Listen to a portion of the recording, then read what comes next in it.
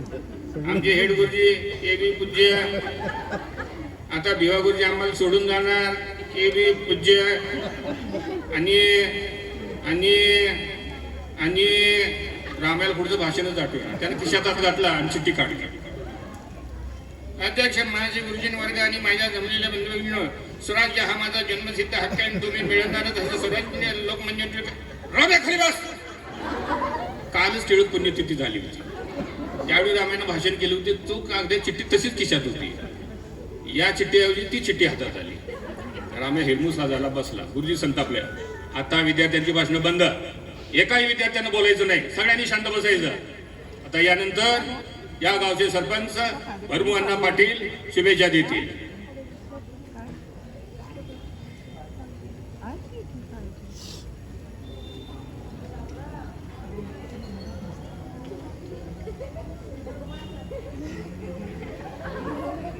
आजच्या या समारंभासाठी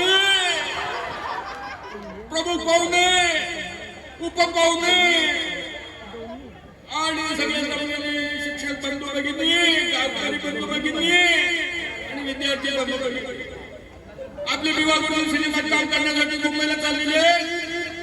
मुंबईच्या पलीकडे समुद्र आहे, त्याच्या पलीकडे दुसरा समुद्र आहे, त्याच्या पलीकडे तिसरा समुद्र आहे. गुरुजींनी 7 समुद्राच्या पलीकडे गेलं पाहिजे. परत पाठीमागे फिरून बघता कामा नये. गुरुजींनी आपल्या घराची काळजी करू नये. त्यांच्या घरामध्ये आम्ही शाळा भरू. गुरुजींनी आपल्या शेताची काळजी करू नये. त्यांच्या शेतामध्ये क्रीडांगण करू. आम्ही आमच्या ग्रामपंचायतीच्या वतीनं गुरुजींना 1 लाख रुपयाचं एक लॉटरी तिकीट आणि ₹1.25 रुपये नारळ देतोय. ते गुरुजींनी स्वीकारावं. मी आपले नको नको म्हणते घेते. युटंग गुरुजी पण आले. आता या गावच्या सोसायटीचे सेक्रेटरी निंगापाना पाटील सेक्रेटरी आहे.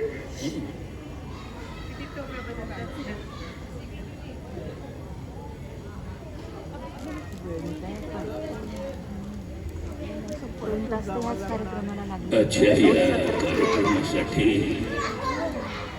सगळी कामं बाजूला ठेवून वेळात वेळ काढून मी आलो. त्याबद्दल सुरुवातीला मी माझे आभार मानतो. आणि आमच्या ग्राम सोसायटीच्या वतीने ही लाकडी दांड्याची 12 काड्याची बैलची छत्री गुरुजींना देतो. त्या दिवशी मी आपली नको नको म्हणत.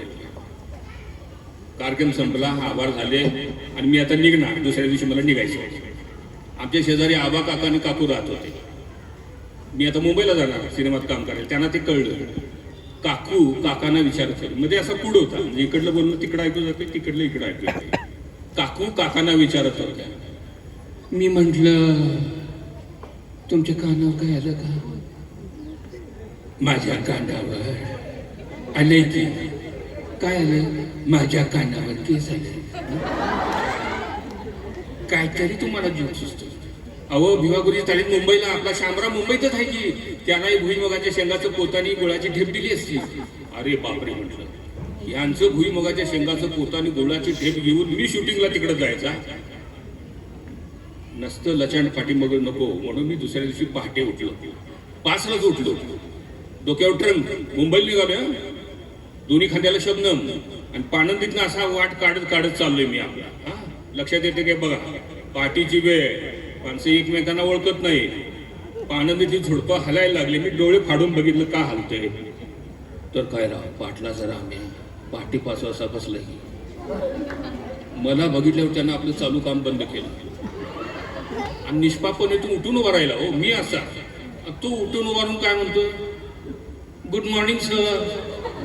आता आम्ही सांगितलं होतं गुरुजी सकाळी भेटले की म्हणायला पाहिजे. त्याची बी काही चूक नाही. मी आपला ट्रेन घेऊन आता माझी पंचायत झाली. मग मी म्हटलं गुड मॉर्निंग बेटा. Sit down sit down. Ramya वेगातच खाली बसत म्हणाला थँक्यू सर.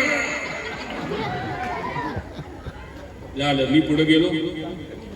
स्टँडवर गेलो. बस लागलेली होती. तिथून बेळगाव वाटलं. मी बेळगावला विमान तयार होतं. विमानात बसलो आणि विमानाने टेक ऑफ केलं.